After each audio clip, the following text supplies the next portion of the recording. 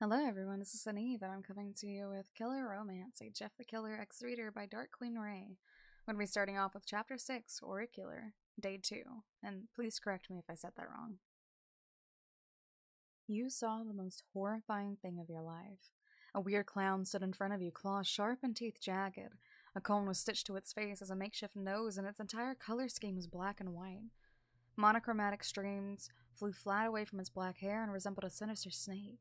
No sign of blood was present, but you knew it didn't mean any good.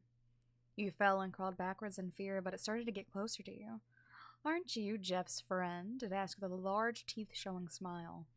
You sat in silence with your back against a tree, trying to figure out what to do. You shivered again and stared at the clown in awe.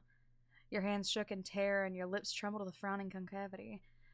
"It was nice of him to lure you out here for me," he said. The deep, menacing voice that emerged from the madman's mouth was enough to rattle your bones.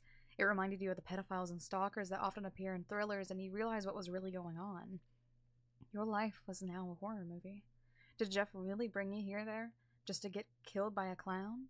If this hadn't been your worst nightmare before, was now. Just as the monster was almost within arm's reach of you, your hero darted out from behind a tree and stood on the other side of it.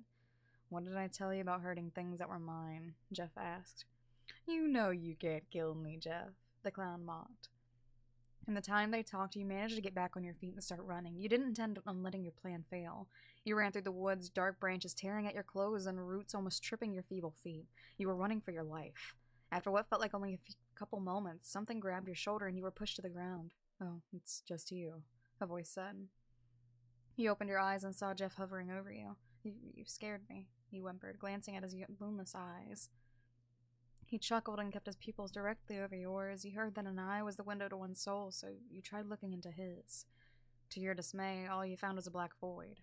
It was an endless spinning shaft of eternal despair. Gray faces of shouting spirits plunged into the darkness and returned with black goo dripping from their crying hands. All the color was sucked into their souls' mouths, and not a trace was left behind. Even the blue that had previously faded was now gone forever. You blinked and the entire scene was gone. "I'm sorry that I wasn't there soon enough," Jeff muttered. "I didn't mean to let you down again." His eyes were replaced with a lustful red. You didn't do anything," he whispered, frozen at the sight of his nose getting closer to yours. When your lips grazed his, a rainbow of single color exploded from his orbs and crashed into the weeds on your back. For a single moment, you saw what the world around you was truly like, but you were soon devoured by the gray once again. Fate allowed you a morsel-like glimpse of what you could have had. Sadly, fate also likes to tease its victims. You knew everything about this was wrong, and you suppressed your confusion long enough to understand that you weren't supposed to understand at all.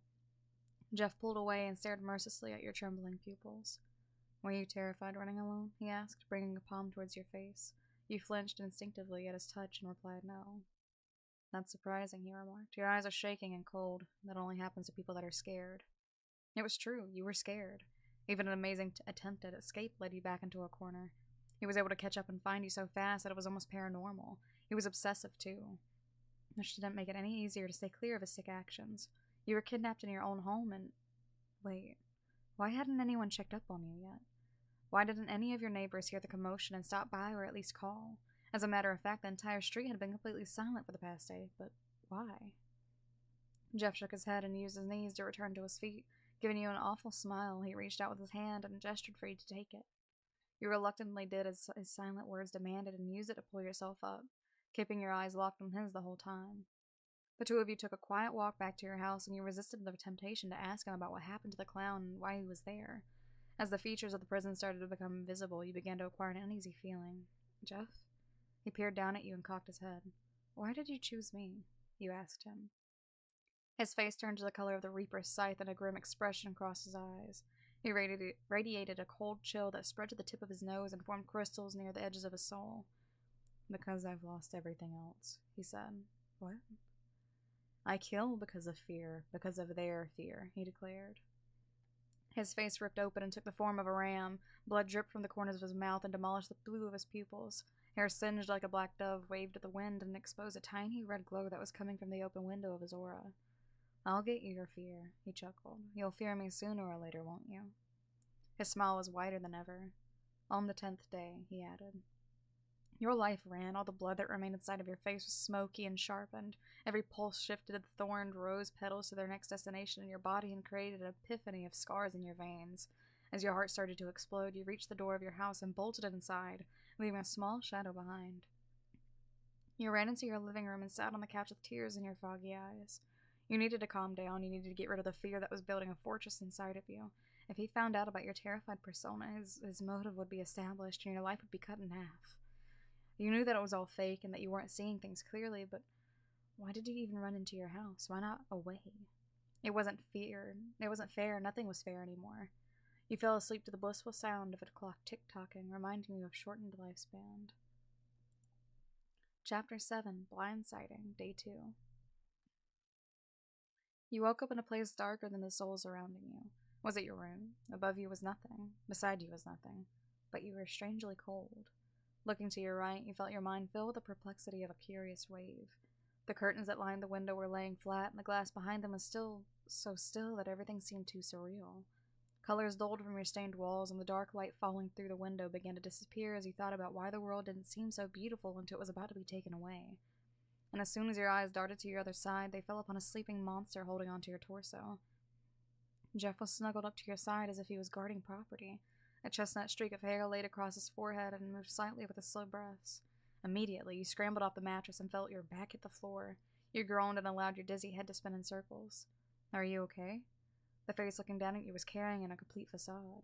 Eyes the color of an ocean tried to fool you again by sending waves to swim with the moon, but you knew better than to believe a lie. Everything going on was a fallacy created by an upper power that wanted you dead, or just confused. I think, you groaned, feeling the pain in your back somehow growing. Hey, I'm sorry about earlier, the monster whispered. I don't know what happened. Well, what did happen? It was almost like your mind was empty, like everything you ever knew was wiped away by the silence before the storm. Your memories were muffled but distant, and your senses were so tense. Nothing you told your body to do could relax the dying urge in your legs to flee. A restless rat was running through your body and didn't plan on giving up on the one escape route it sought to keep. If it had, you would have already parted ways with the house in that situation. I'm trapped, you said. I'm completely and utterly trapped. I would have put it that way, he said. It's not fair, you exclaimed. Sadness rained from your glass and fancied the fate that stood behind you. Like a shadow man, everything in the future was starting to be definite. You could see a million paths of red light collide into one giant line of wool, and you knew that the end was coming soon. Someone would be cutting that string, tearing it apart limb by limb until all hope and prosperity was gone. Here, he said. A pair of arms lifted you off the ground and helped your feet find balance. A beautiful symphony played in your ears as birds started chirping and the trees started swaying just as the clouds made way for the sun that would be your gangway onto a newfound adventure between life and freedom. Wouldn't that be nice? Wouldn't it be nice to be granted a happy ending no matter which path you took? Jeff locked his eyes with yours and muttered, I have a proposition. And what would that be, you thought? He sighed and explained. I can make everything go back to normal. I can make it all easier for you. How peculiar of a statement, you thought. Just say the word and I'll change it, he said. You hardly understood what he meant. What was the price? What would you have to pay in order to cheat the person holding the strings? If everything was set up before the beginning, what type of person would it take to change that plan? Who is this guy? He was a lying madman. You had tried countless times to find an unlocked window or a door ajar, but it was like he was always watching from the shadows at your hopeless attempts. He knew where you were going and what your plan was hours before you tried it. What? You asked. You don't have to suffer anymore, he replied. So now he admits to the unfair treatment he granted you with. At least he knew what he was doing. Someone that's clueless about the actions they don't control or clueless about the consequences of those actions. But this guy was doing everything intentionally, and you believed that he was planning on lying to you even more. Why would he if he was having so much fun in his head? He would never trick you into an early demise, would he? You knew enough about him, and you then started to second-guess yourself. Instead of waiting around for a better explanation, you slid your wrist out of his grasp and glanced at your door. Get out. Just run. Everything will be all right. Jeff turned your head to look back at his and chuckled. Were you listening? I know you've never been in love before. It's sad. A million eyes lit up on the blackened walls and grew to a gigantic size. Each one started to tempt you with the words he previously said and more. Blinking and blinking, they flashed a strobe and sent your mind into a whirlpool. The stares turned hypnotic and beckoned you to listen. The screams and shouts of terror started to get louder until you couldn't take another second of it.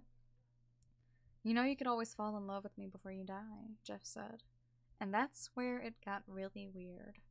Was he just playing you? Did he really mean that with a touch of a word he would be able to reverse all the agony and fear that he brought to the room and more? And what if there was another layer to his speech? What if there was a deeper meaning to the alluring context he just spit out? You kept yourself in an endless pool of questions, and you honestly didn't know what to do.